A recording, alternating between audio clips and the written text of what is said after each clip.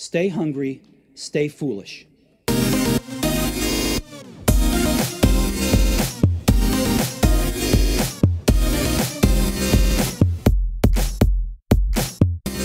So now on the Innovation Show, we welcome Steve Waddell, founder of Nasoni. Welcome to the show, Steve. Thank you, Aidan. Greatly appreciate it. Great to have you on the show. And it's a different type of show because we often cover innovation in a new market, looking at new products, etc., often software, often artificial intelligence, etc. You have gone and done a very, very difficult thing, which has gone into a mature market to disrupt it, which is the faucet business. And I'd love to talk about the challenges that brings, etc., Steve. But before we do, it's just great to get a bit of background on you. Oh, sure. Happy to do so. The first 25 years of my career were at Newport News Shipbuilding. They build nuclear-powered aircraft carriers and submarines. You know, I learned how to build the world's most advanced ships. And I started out on the waterfront in the apprentice school where I learned to really work with my hands on those ships. And, you know, I went to school at night, got my degrees at night. And so a few years later, after being on the waterfront for 7 years, I moved into engineering. And I progressed to becoming a nuclear refueling engineer for the USS Enterprise. Following that, I left there and went into other engineering disciplines. And, you know, I kind of became known as someone who could fix things that others couldn't fix, particularly in engineering. And I attribute that to, you know, having such a good waterfront background, hands-on kind of knowledge, whereas other engineers, you know, that come straight out of school, they don't have that kind of background, so they couldn't see the things that I did. And that served me pretty well. You know, I've been known for process improvement as well. And so after 25 years of being in the shipyard and working in that role, I left in 2007, and I joined my wife's startup called Reimagining. And I helped her grow that over the last 10, 11 years to a multi-million-dollar company. And Reimagining does government consulting and training. And so in that regard, I helped her build the infrastructure, and I learned what it took, or what it takes rather, to grow a startup successfully with infrastructure such as the corporate connections in legal, accounting, finance. So that all of that is being leveraged now to help me start up what we call Nasoni. And I'm still working for her at Reimagining while I do this so that, you know, we can cover the bills, obviously. Yeah, it's nice to have two curves going at the one time, because this curve you're on, which is disrupting a very mature market, brings with it huge challenges. I mean, you're changing the way people think. And to give people context, we're talking about the faucet here, the water faucet, the thing we use every single day, multiple times to wash our hands, wash our teeth, etc. You've looked at that, you've seen the problems with it, and you've decided to give it a go. And as is in your nature as a problem solver, you've spotted a problem that you want to solve. You know, there's a show called Bathtastic, and the guy Matt Munster, who is on the show, he's the host of the show, and he came and spoke not too long ago, and I went to see him. He asked the audience in front of him, how many of you use your bathtub in the last week? And no hands went up. He said, okay, in the last 2 weeks, no hands went up. In the last month, one hand went up. And he says, okay, see, that's what he's talking about. He says, nobody really uses the bathtub. So if you have another bathtub in your house, when you go to remodel your bathroom, I want you to rethink how you use the bathroom and, you know, consider major change. Get rid of the bathtub and make it a spa-like destination. And he started talking about all these different things. And I apply that same thought to the faucet. If you think about it, does it really meet your needs? You know, right now, all the water does is go down. So it allows you to wash your hands, right? But we have a lot of other needs in the bathroom when you use a faucet, or for water rather. Like, for example, when you brush your teeth. And in order to rinse after you brush, typically there are three options. You can cup your hand and pull the water up. You can use a cup, or you can tilt your head under the faucet. And I even heard, when I asked people how they do it, one person told me they brush their teeth in the shower, which I'd never heard. and the funniest one was when I asked my stepfather, you know, how he does it. He told me he just takes his teeth out and throws them in a cup. That's the easiest way. Yeah. So the thing is, the faucet currently doesn't meet our needs. If we were to design a faucet today, we write down the requirements, right? That's the process of building something. What are the requirements that we need to meet? So the other thing is, ladies need to rinse makeup remover off. Men want to remove shaving cream, right? Rinse shaving cream off. We could even have a need for an emergency eye wash station in the bathroom. None of those needs are met by the current faucet.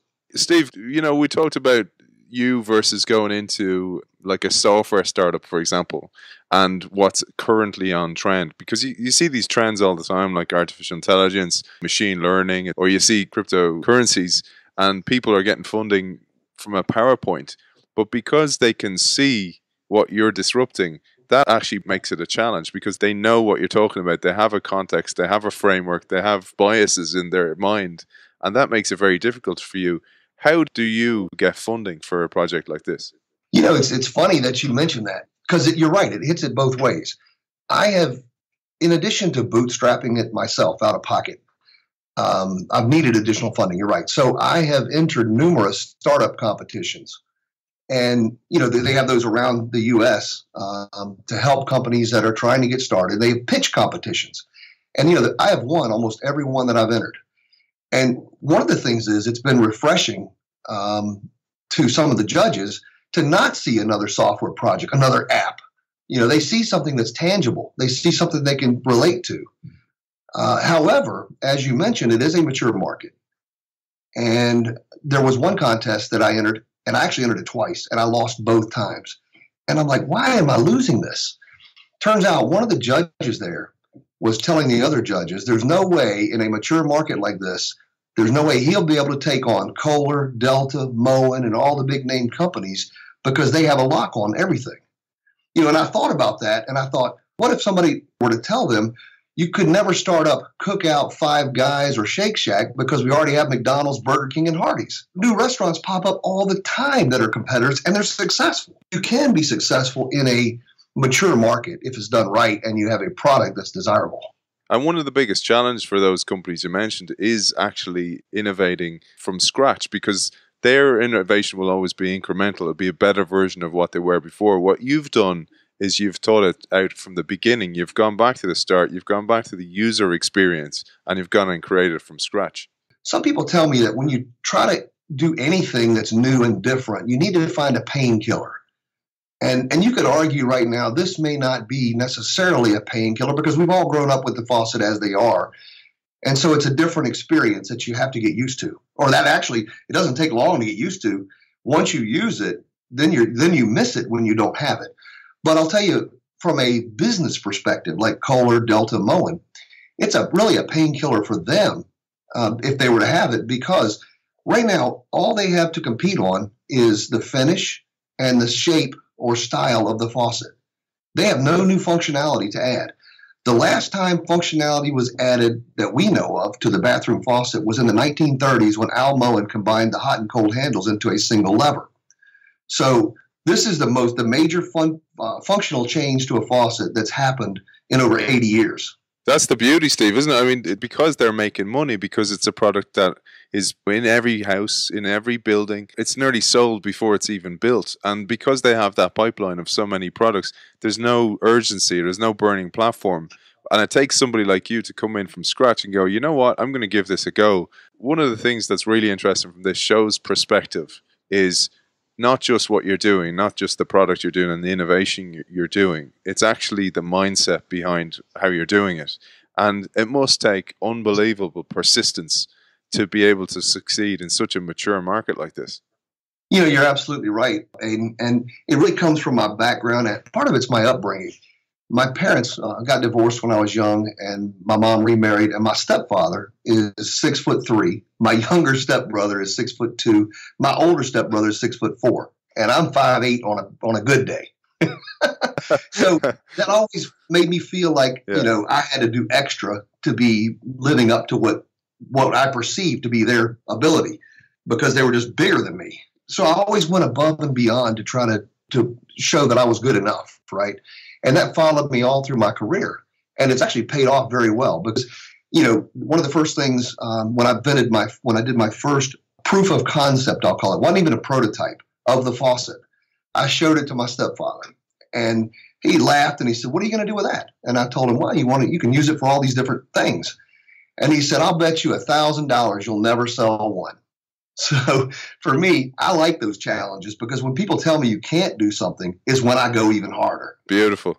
Beautiful, and that, but it's that mindset, isn't it? It's that growth mindset that you have, and this is what really jumped out at me because I don't usually do shows like this, Steve. I don't usually talk about a product like this, but it was the story behind you. I thought that was really interesting because that formula and that now, and I didn't know that, you know, a little bit of knowledge you gave us about your upbringing, because that can almost defeat some people. But you've decided, actually, you know what? I'm going to reframe that as an advantage, and I'm going to go for this. Yeah, I mean that's just my nature of how I was brought up. And I'll add to the story for you, Aiden. My stepfather was diagnosed with cancer, colon cancer, 2 years ago, and last August, they removed part of his colon, and all the cancer was gone, and so everything was fine for a couple of years. And now that he was 83, the cancer had come back, and it had spread across his abdomen. And the doctor went out in the hallway last August and told my mother he had probably 1 to 2 years to live. Well, they started chemo for him. And of course, I didn't want this to take this sitting down and say just he doesn't have any chance left. So I researched what else they could do. And I found this thing called the sugar baker method, where they go in your abdomen and they take your internal organs out and they do a chemo bath and they put it back. 93% successful. So I told my stepfather about it. We found a doctor locally, and he was going to do that, but you had to do these 6 rounds of chemo first. And I'm going to tie this to the faucet in just a second. He started going through those rounds of chemo, and after the 5th round, he got very ill, and my mother took him back to the hospital, and he was down 2 liters of fluid, and they sent him back home. And the next morning, my mother couldn't get him to move at all. She had to call 911, which is our emergency services. And they took him in an ambulance back to the hospital, and that was October 1st. And on October 6th, 2 days after my birthday, he passed away. So going from him telling me that I couldn't do this, could never sell one, he saw me develop the faucet over the last 3 years, and I actually have one built, and I gave him one. He put it in his bathroom this past year, and he became a believer. So now, you know, I kind of dedicate or attribute this faucet to him. I really want to get it to the market now, because of that conversion from him saying he was a doubter, you know, that I couldn't do it, and becoming a believer. Beautiful. Even that story, Steve, behind it is key. I find like the best products have a story behind them, and the founder like you has a drive that goes with that story, and it's an authentic story. This is all part of why it's so great to connect with you. And his reaction at the start, I'm sure that's been the industry's reaction as well. What kind of reactions do you get? I've heard that you know, people will not accept it because they're used to living with what they got. They don't need it, that kind of thing. And, you know, I even went to a show in Orlando, Florida, 2 weeks ago. And that's where I debuted the faucets. I had a booth set up, and I had them all sitting lined up, a beautiful set of faucets. And people would pass by. I even had 2 vanities with water running, and you could see the water coming out of the top. People would tend to pass by unless if I flagged them down, and they come over and they would say, well, what do I need that for? And then when you go through all the use cases and you show them in the video, and they even try it, they're going, wow, where can I buy this? When can I get it? And it's it's once you experience it, it's a true conversion. But people really are resistant to change, and that's what we've got to overcome, you know, in our marketing and all we do in getting the word out. And I'm not trying to change the other businesses yet, the Moens, the Delta Colors. That will change as we get onto the market and we gain traction and we start taking market share away from them. and how do you position yourself, Steve? I mean, you know, there's always room for a luxury product, for example, and this looks like a luxury product, but it also looks like it's not just about design for design's sake. It's actually a more useful or more usable product as well. Yeah, let me get into that just a minute. You know, from my engineering background, when I first started doing this, you know, I thought, okay, if I reinvent the faucet and I add this new functionality, people are not just going to trust that you're going to build a decent faucet, you know, because they don't know you. They don't know your brand. They don't know anything about you. So I need to build a great quality faucet in addition to having this new functionality. So I researched what does it take to make a great faucet. And I learned there are 3 key things. Number 1, the material it's made of. And the best material for faucets is either stainless steel or lead-free brass. And stainless steel is hard to work with. So all the good, really good faucets use lead-free brass, and that's what we use in our product. The second thing is the heart of the faucet is the valves. And the best valves are what's called ceramic disc valves. And we actually use ceramic disc valves from Waddell in Spain. We've got that captured. And then the third thing that makes a great faucet is the finish. And the best finish is called physical vapor deposition, PVD. Now we've got the makings of a great faucet by having those three primary components nailed down, and then you add in this new functionality. So now I've got a trustworthy, great faucet with more functionality than any other faucet on the market. And Steve, how do you go about this? I mean, it's easy, for example, and this is why I said this about a startup with a software product, because they go in with a PowerPoint. But in your world, because there's a tangible existing product in the market, you almost have to show that. What do you do? Do you get a 3D image, video of it? How do you start? Let me back up to the very beginning to build my proof of concept. I went to the hardware store and I bought a fiberglass sink. This fiberglass sink, I bought a faucet and I bought what's called a shutoff valve. At the mouth of the faucet, you have typically a strainer basket. And I unscrewed the strainer basket and I put the shutoff valve where the water comes out of the faucet at the bottom. And then I connected it all to a garden hose outside in the driveway, and I drilled a hole in the very top of the faucet. Turned the water on, and when I hit the shutoff valve, the water came out that hole in the top. And it worked just like I planned, and that gave me my proof of concept to show people.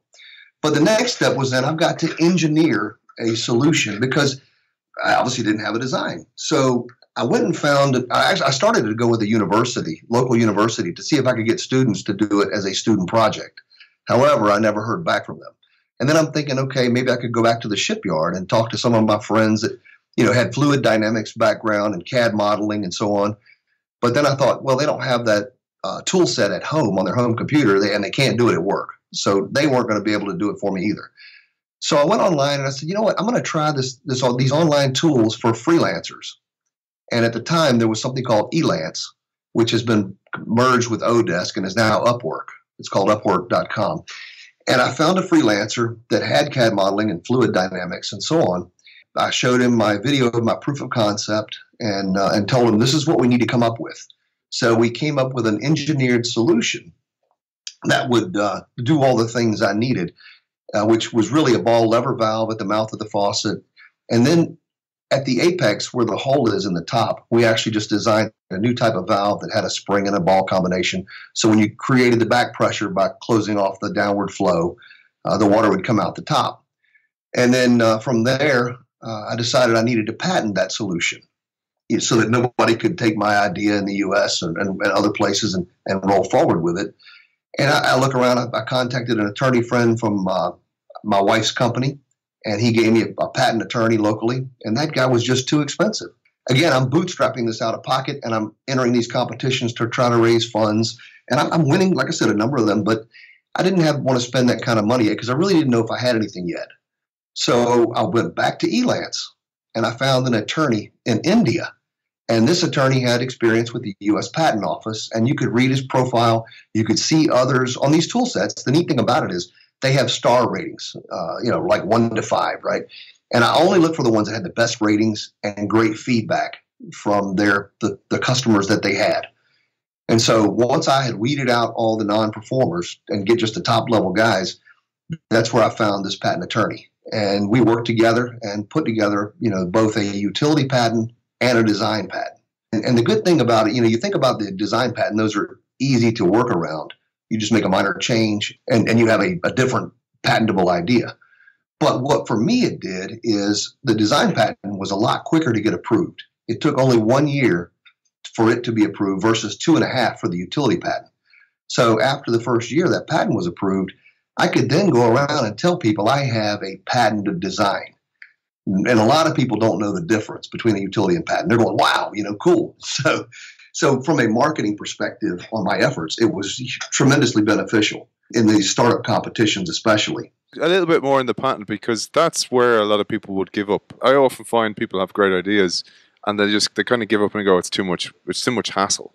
And you found ways here. And, I wouldn't have thought of using Elance or one of those services to find a patent attorney, because that's one of the biggest challenges for people. The patent cost kills people before they've even started. What kind of advice can you give for people who may have great ideas like this? Well, typically people will recommend you do a provisional patent, and that's good for 1 year in the U.S. While you flesh out your design idea, and then you can apply for a utility patent. Now, again, the difference: utility patent covers the functions of what it is you've invented, whereas the design patent is the external look and feel of the whatever you've invented. And for me, I did both, and I again mentioned why. The utility patent is really the functions that are able to what you call the claims. That's where you write out all the claims and how it works and what it does. And I'll go back to the fact that I used an attorney from India. After the next 2 years of working on this project and getting a lot further along, building a website and getting business cards and now making this thing a lot more real, I wanted to make sure that the patent was approved, right? So when you file for a patent, you're always going to get typically a rejection from the U.S. Patent Office anytime you do this the first time. And you have to respond to whatever they found as a finding against your claims. They may find another patent, let's say, that has a similar functionality, and they'll say this claim isn't valid because of this, right? So at that point, I had invested a lot more time and energy in the project, and this is really becoming more real. So I said, okay, now I need to find an attorney that I think can really help me get it over the bar, right, and get the patent approved.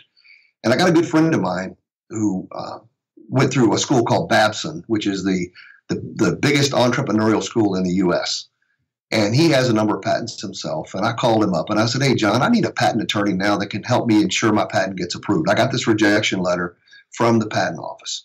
And so he gave me the name of a guy named Don Mofford. And I got a hold of that guy and talked to him about my issues. And he took the whole challenge on. He wrote the feedback to the U.S. Patent Office. And within 6 months, we finally had the patent approved. Now, I will tell you, though, at those times, again, all I had done was re-engineered the downspout of an existing faucet, and I needed a full faucet design of my own. And starting 2017, in January, I found a company that could help me come up with a CAD design for my full faucet design. And I actually went to, I don't know if you have a Lowe's or Home Depot there, big hardware stores, and I looked at every single faucet they had, and I felt the handles of every one, and I found what I liked and what I didn't like. And I jotted all those requirements down. I pulled images off the web, and I gave all of that to my designer, my CAD designer. And I said, here's what I want. And I want the back of the faucet to be on the handle to be a little thicker than the front. I want a nice wide blade handle. And I want it to have no kind of ornate function or look to it. I want to make sure it's nice and clean so you can easily wipe it down. Gave him all the requirements from all of that, and we came up with the design you see on my website, which is Nasoni, NASONI.com. And then from there, we had to engineer the solution internal to it. So we have a factory, and it's an ISO 9001 certified factory in China that actually spent over $1.5 million in getting ISO certified. And we worked to redesign the internals to the faucet. And we came up with a design. And what I told them was, I did not like what we had come up with at the top of the faucet where the fountain valve is, because it was a one-off type of thing, right? It was our own unique design. Now, my concern there was, if we take that and go to certification testing, now keep in mind, a faucet to sell in North America has to be certified. So in order to pass that certification, they will cycle the faucet 50,000 times. My concern was this new design valve at the top that we had come up with was not proven. So my direction to this factory was, I want all the internals of the faucet to be whatever we can from commercial, what's called COTS here, commercial off the shelf, proven products. And so we came up with this great new design.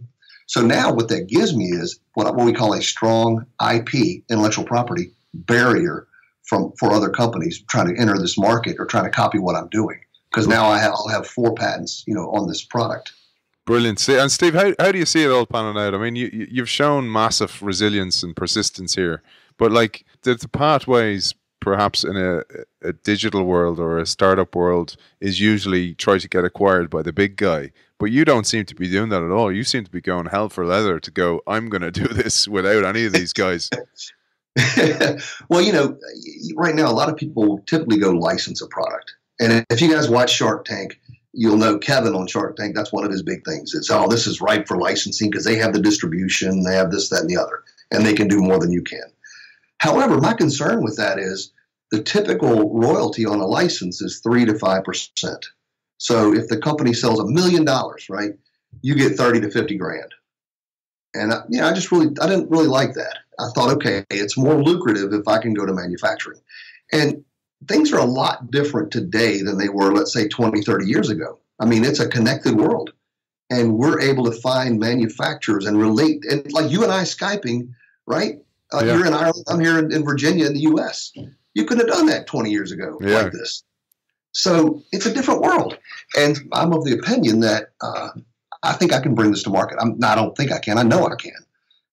So we're going forward. Now, if along the way somebody makes us an offer we can't refuse, maybe that changes things. But as it is, we're going to market. And there are at least 3 different ways I can think of right now that I need to go through to get funding for what's called my MOQ, minimum order quantities with the factory. One is I can bring on an investor, right, and give up some percentage of the company. And that would be like I could go on Shark Tank, right, and work with one of the sharks and have them buy into the company. But the third way, which is where I'm really looking at now, is Kickstarter. And through Kickstarter, I can put down my funding goals because the next thing I need to do, we're ready. We're at the goal. We're at the finish line. We have done so much. We've built a website. We've got our own domain, which is Nasoni.com. It's a 6-letter domain. Those are very desirable because it's easy to get to. We have the intellectual property. I've even trademarked in the U.S. the name Nasoni. We've got so much now going forward that it's worthwhile continuing down the path we're on. You've connected all the dots. So, Steve, you're looking for funding. So I'll give the links. You mentioned the YouTube video. I'll give the links to the website, etc. But you mentioned looking for funding and you mentioned Kickstarter. If somebody's interested both in the product themselves or else maybe interested in funding, where can they find out more and get in touch with you? You can go to my website at Nasoni.com. There's email links in there. There's contact information. And on the Kickstarter side, I was going to mention this a while ago. Here's my challenge on Kickstarter, right? I've got 2 different faucet types and 2 different finishes, chrome and stainless steel. And I've also got this third finish called gloss black nickel, which is beautiful. It's my favorite. But that results in 6 different types of faucets. And so, and the minimum order quantity for each of those is 350. So now you're talking 2,100 faucets. That becomes a pretty large goal. You got to figure out, okay, which subset of those should I go on to Kickstarter with? If you have a master bathroom in the U.S., you typically have 2 faucets in there. And you're not going to buy just one. Obviously, you have other products in the bathroom. You have the bathtub, which has a faucet set. You have towel bars and things like that. People want to match their finishes. So it's hard to just come out, let's say, with chrome when somebody has brushed nickel, because that's not what's going to sell. Gotcha. So I've got to try to figure a way to offer both and yet have my Kickstarter goal be reachable so that we can make sure we're successful.